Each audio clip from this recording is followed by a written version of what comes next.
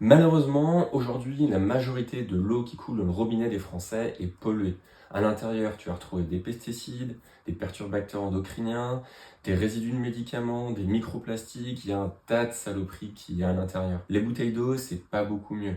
Il y a beaucoup de marques qui ont eux aussi des résidus de pesticides. Il y a d'autres marques qui, parfois illégalement, comme les marques de Nestlé, préfiltrent leur eau. Et ça, c'est vraiment dommage. Ça sert à rien d'acheter une bouteille d'eau en plastique avec de l'eau qui est filtrée. Parce que ça, tu peux très bien le faire chez toi. Et pour ça, tu as deux grandes options.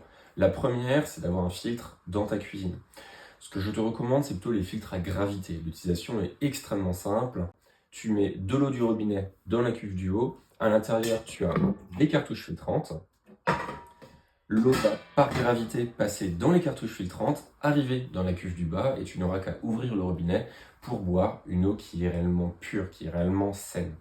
La deuxième option, c'est en déplacement, donc c'est par exemple au travail, en vacances, en randonnée, d'avoir une gourde filtrante.